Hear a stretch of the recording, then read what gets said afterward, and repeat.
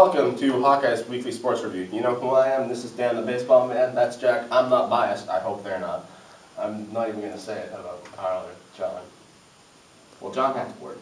Well, he's a good man, that's John. Carl just had a nephew. Yeah, I wonder about him. Anyway, we got a few really good games on tap this week. Rangers and the Islanders, the battle in New York, Colorado and Chicago, the Sabres and the Devils, Pens at Philly playing the Flyers, the Coyotes at Anaheim, and St. Louis at San Jose. So which one should we start with over here? Rangers, Islanders. All right, Rangers, Islanders.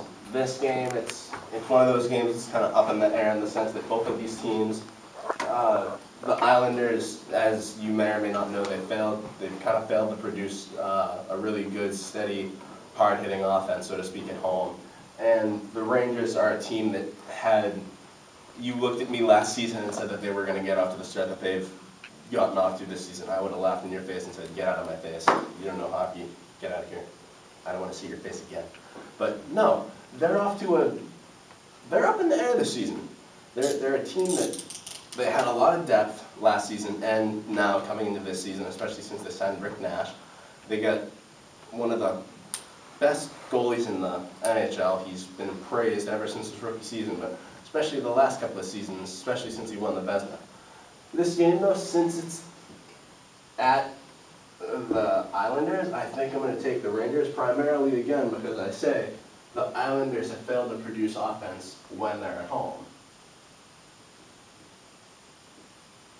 Plus, their goaltending is a joke. So, Dan, what do you think? Well, I think Brian summed that up pretty nicely. You got one of the best goaltenders in the entire NHL, if not the best, against the Islanders, who failed to produce. I don't think there's any chance that they're going to get any sort of production against Lundqvist, so going Rangers on this one. Alright, in this game, I think even though the Islanders I think they're a great team and they have a lot of potential, they're still too young to really do anything. And the Rangers have great goaltending and they're just all around a great team, so I'm going to go Rangers too. All right, next game. Avs in Chicago. Pardon me. This game, Dan said it to me, Jack said it. We all agreed on this one before we actually started shooting today. We really don't like doing games that we feel are a gimme because we think that if we pick games like that, you'll probably think that, oh, they're picking games that are easy to pick.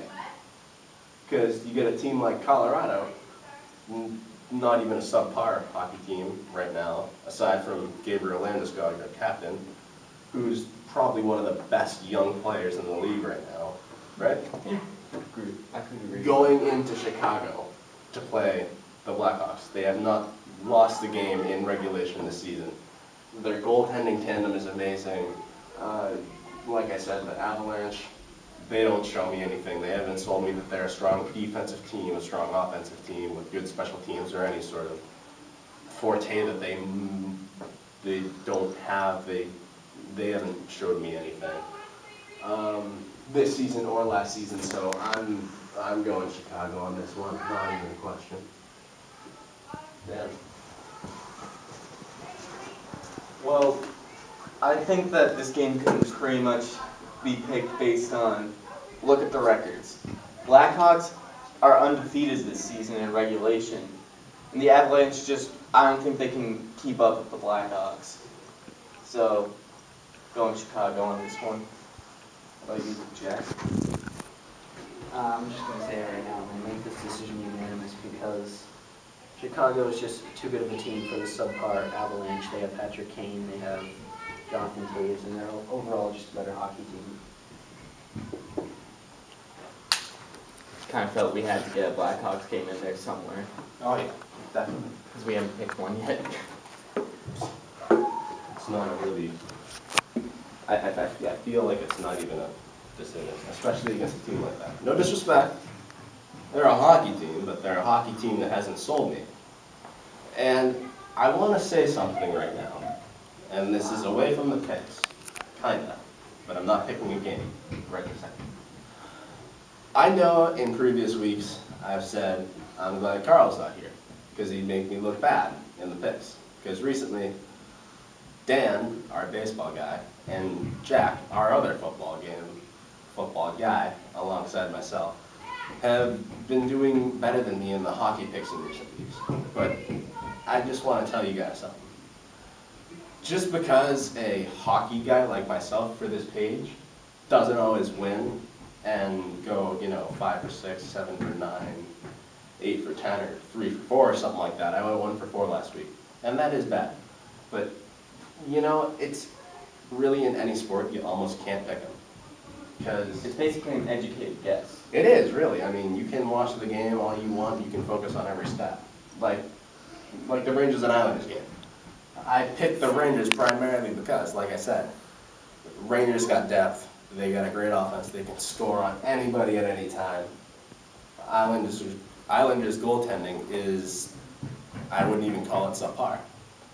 They have a lack of scoring ability at home, and they're at the Islanders. But say they decided to play DiPietro, he's got a 8.57 save percentage going into this game. Lundqvist could have a 9.38. They could light Lundqvist up. So really, like Dan said, it's an educated guess. So there really are weeks where, you get teams like the Islanders going up against really high-praised, prestigious teams like the Rangers, and they say, oh, we really want to beat these guys. They give them the best they got, and they go in there, and maybe the Rangers lose, maybe they don't. I pick them this week, but, it can go either way. So that's that. Next game, Sabres at the Devils. I almost don't know where to go with this one, but I think I'm going to take New Jersey, primarily because they're a very strong home team.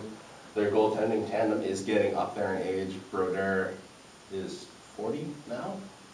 Or is he 39? He's 39. I think he's turning 40 this season. I don't know if he already did turn 40, but I don't know. And their backup goalie, Hedberg, he's old. He's 38, I think, soon to be 39, sometime this year. But the Sabres just fired their head coach, Lindy Ruff, and under having Lindy Ruff as a coach, their defense was lacking something.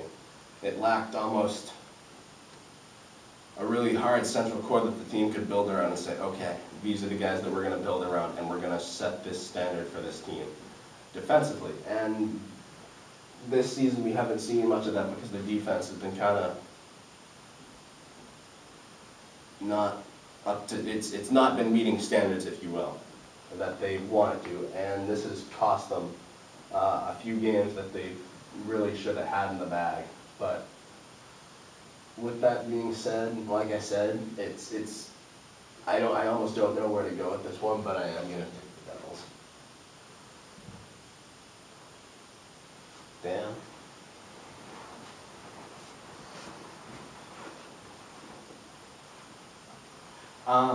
So this is one of those games where I really don't know who to pick because I feel like they're kind of evenly matched.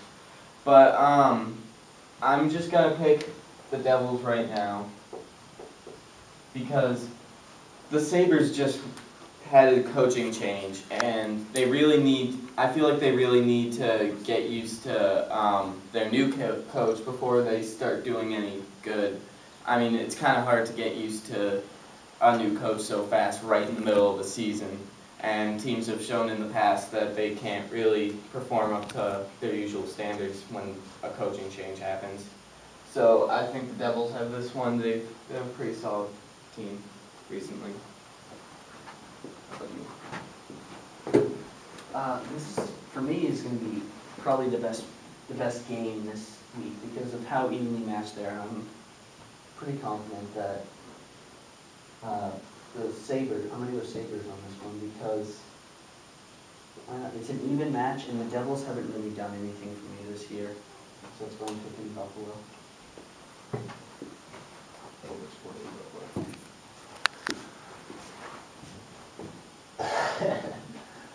Let me say something about this game real quick. I called the Flyers stupid 3 weeks in a row, and I swear they heard me. So It's not like me to pick a team like this that I call stupid for 3 consecutive weeks, but I'm gonna do it.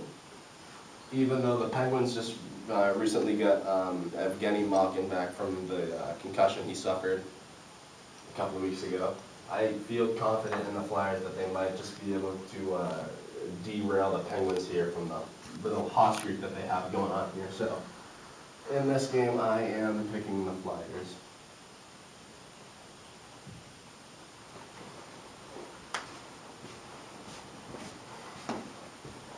Okay, Penguins and Flyers, Battle of Pennsylvania, basically. So, these teams are, this is kind of an even matchup too. I mean, the Penguins have been solid all season. The Flyers have been a really streaky team. And we have, called them really stupid 3 weeks in a row. But I kind of have to give it to the Flyers this week. And this week I am not going to mix up the Penguins and the Ducks. They're both birds, okay? I'm gonna go Flyers also, and I know, as Brian said, a couple weeks in a row, we called them a stupid hockey team, and they proved us wrong each time, so I'm gonna hope they prove us wrong again. I mean, prove us right again.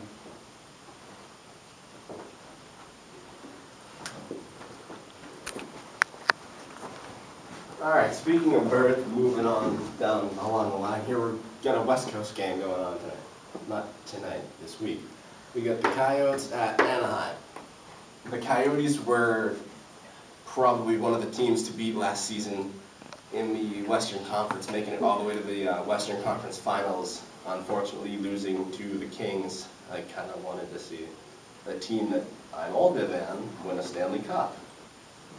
But no, that can't happen. You can't always get what you want, said a wise man named Mick Jagger. The Ducks have improved a lot since last season, and they really did prove a lot of people wrong coming into the season. Everybody said, oh, the Ducks, blah, blah, blah, they're not even gonna have a subpar season. They've gone out and they've played hard-nosed hockey, and they've proved all the naysayers wrong. Even though the Coyotes have a really strong defensive core, and they got guys like Shane Doan and Mike Smith leading that team, I'm taking Anaheim.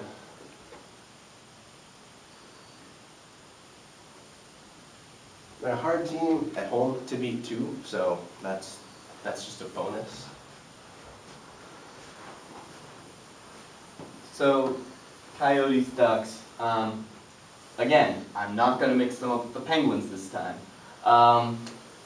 So, as Brian said, they're a very good team the Ducks are a very good team at home, and the Coyotes are also have a pretty strong core. But I'm gonna have to go with Anaheim on this one because I kind of have believed in them all season, even though not everyone has. I'm gonna openly admit, these are two teams that I would naturally follow because they're West Coast hockey, and I don't really know much about them. But I do know the Coyotes made the playoffs last year, and that's pretty much all I know, so I'm gonna go Phoenix. Oh, I hope for your sake you're right. I'm trying to pick smart this week, so I'm really gonna kind of delve into this game right here, this St. Louis Blues are in San Jose this week. Now, the reason I say I really kind of want to delve into this game in detail is because last season, again, another one of the teams to beat in the Western Conference was St. Louis. Both of their goaltenders had, don't you dare, both of their goalies had a goals against average of under 2. That's not human. I lied, right? That's just not human. Their offense was putting up great numbers. Their defense was preventing great numbers, which I think the best offense is a good defense. We see that in almost every sport, almost. That's why I wish John was here to prove me wrong about that, but he's not. The Blues have tailed off this season. They've lost games that they should have won, and I'm not going to say they've won games that they should have lost, but they've won some pretty odd games. The Sharks, undefeated in the month of January, don't win a game for, what was it, the first half or all of February? I couldn't even remember. Their play was, it was like night and day between those 2 months. So I think the Sharks are overdue for a real good breakout, hard-nosed physical hockey game. And I think that the Blues, the way that they're playing and the way that they're being managed and run right now, I think this is really going to play in San Jose's favor.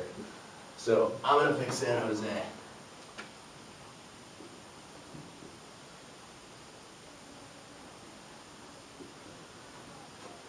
Yeah, we'd say. Well, the Blues, when I've seen them, a couple games, I've watched a couple games by them this season, not a lot. They've played with a lot of energy, and they've really beaten the Red Wings, even though everyone thinks the Red Wings should win those games, including me, because of their history in the past couple of years. But so I really believe in the Blues.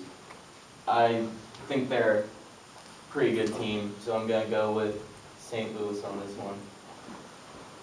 What about you, Jeff? Again, another West Coast matchup.